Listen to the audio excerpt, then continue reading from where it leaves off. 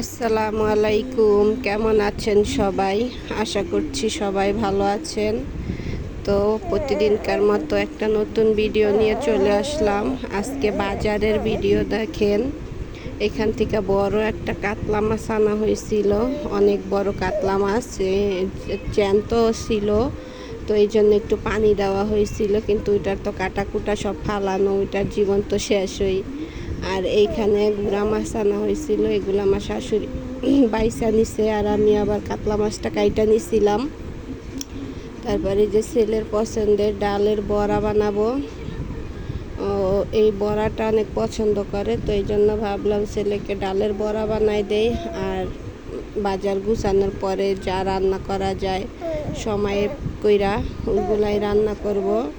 তো আপুরা, আমার এই বাজারের ভিডিও দেখতে আপনাদের কেমন লাগে অবশ্যই কমেন্ট করে জানাবেন। আর এই পর্যন্ত যারা ভিডিওটি দেখছেন অবশ্যই একটা লাইক করে ভিডিওটা দেখা শুরু করবেন।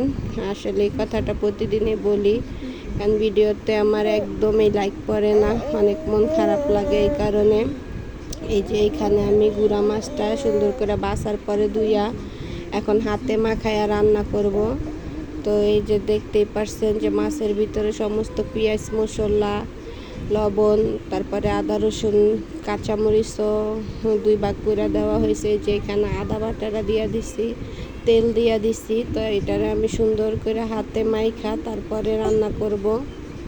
তো গুঁড়া মাছটা অনেকে অনেকভাবে রান্না করে, আমার শাশুড়ি আবার অন্যরকমভাবে রান্না করে। তো আমি হাতে মাখাইয়া পরে এটা কারেন্টের চুলায় বসায় দিব, এই কারণে হাতে মাখাইয়াই দিছি। আর অন্য চুলায় আবার রান্না করব অন্য কিছু।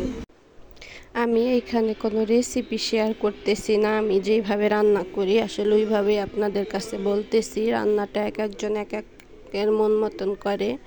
তো খাওয়া দাওয়া শেষ করার পরে এই যে এখানে সন্ধ্যায় চটপটি আনা হয়েছিল, তো ওইটা রাইখা দিতে দিতে মানে কাজের কারণে খাইতে পারিনি, ঠান্ডা হয়ে গেছে, এই কারণে এখন চুলায় দিয়ে আবার গরম করতেছি। তারপরে আর কি খাবো। চটপটিটা খুবই মজা ছিল। কার কার চটপটি, ফুচকা, হালিম পছন্দ অবশ্যই কমেন্ট করে জানাবেন। তো ভিডিওটা যারা দেখছেন সবাইকে অনেক অনেক ধন্যবাদ। ভালো থাকবেন, সুস্থ থাকবেন। দেখা হচ্ছে নতুন আরও একটি ভিডিওতে।